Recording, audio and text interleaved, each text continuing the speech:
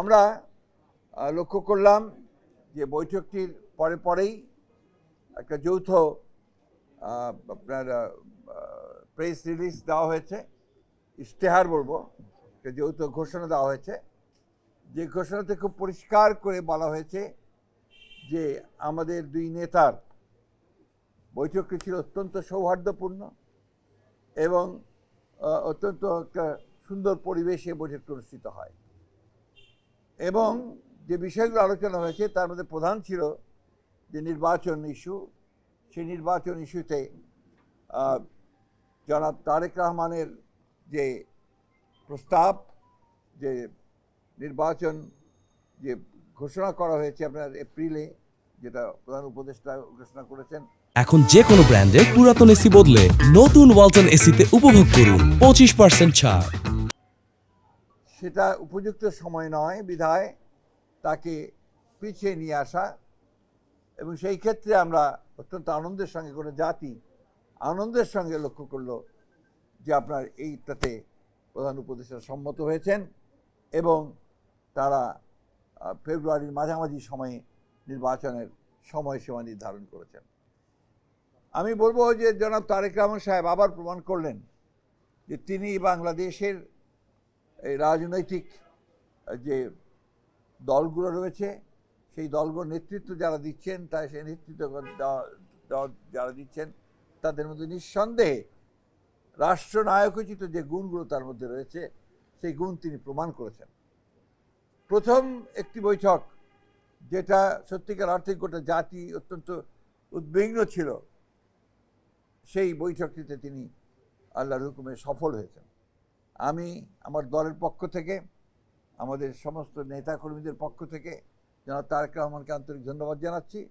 সেই সঙ্গে আন্তরিক কৃতজ্ঞতা জানাচ্ছি প্রধান উপদেষ্টা প্রফেসর ডক্টর মোহাম্মদ ইউনূসকে, যে তিনি অত্যন্ত বিচক্ষণতার সঙ্গে এই সভাটিতে জনাব তারেক রহমানকে আমন্ত্রণ জানিয়ে একটা যে স্টেলমেট ছিল, একটা যে আপনার সব কিছু অনিশ্চিত অবস্থায় চলে গিয়েছিল, সেই অবস্থা থেকে কাটিয়ে তিনি জাতিকে এই দুই নেতা আবার সামনের দিকে আশা নিয়ে এগিয়ে যাওয়ার স্বপ্ন দেখিয়েছেন।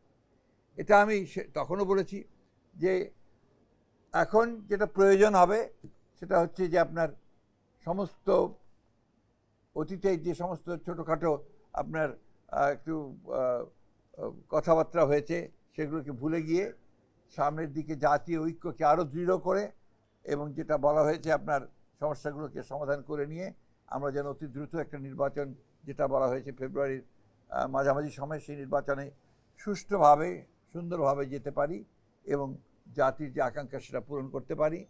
এবং এই 15 বছরের ফ্যাসিস্টদের যে ধ্বংস করা ধ্বংসস্তূপের মধ্যে যে স্ট্রাকচার, যে কাঠামো, সেই কাঠামোকে নতুন করে গণতান্ত্রিক কাঠামোতে আমরা রূপান্তরিত করতে পারি। এই বিষয়টা সবচেয়ে গুরুত্বপূর্ণ যে আমরা প্রায় 15 বছর পরে একটা গণতন্ত্রে উত্তরণের একটা আমরা সুযোগ পাচ্ছি।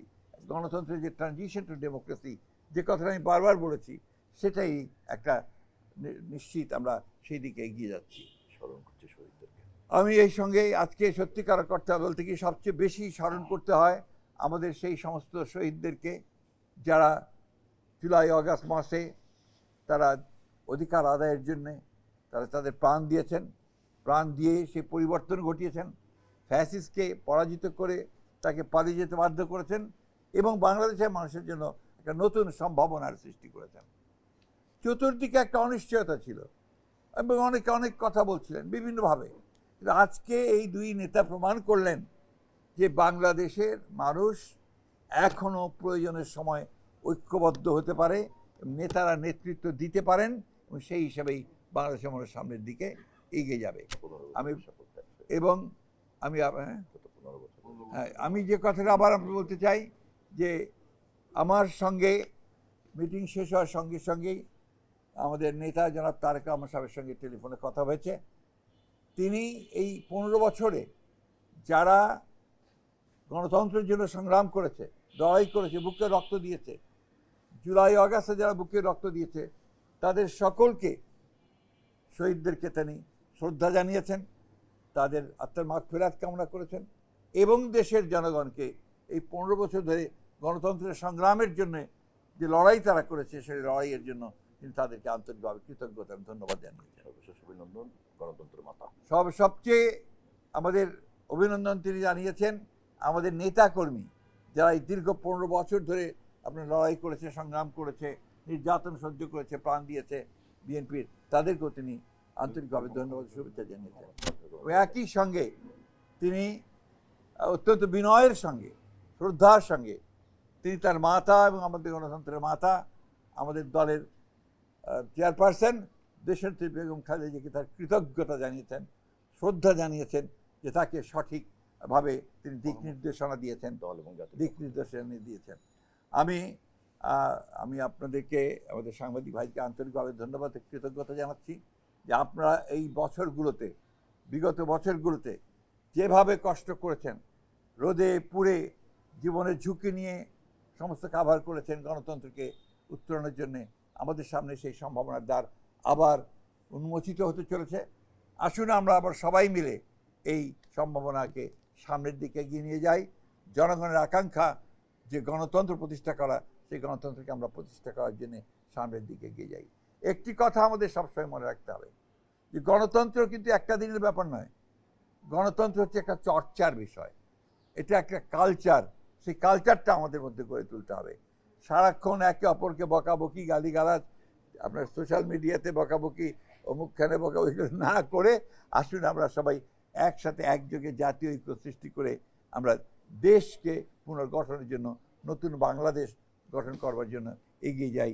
আমাদের শহীদ প্রেসিডেন্ট জিয়া রহমানের স্বপ্ন, আমাদের নেত্রী দেশনেত্রী এবং খালেদা জিয়ার স্বপ্ন, আমাদের নেতা তারেক রহমানের স্বপ্নকে বাস্তবায়িত করার জন্য, আর আমাদের যে সমস্ত শহীদরা প্রাণ দিয়েছেন তাদের স্বপ্নকে বাস্তবায়িত করার জন্য। আপনাদের সকলকে ধন্যবাদ।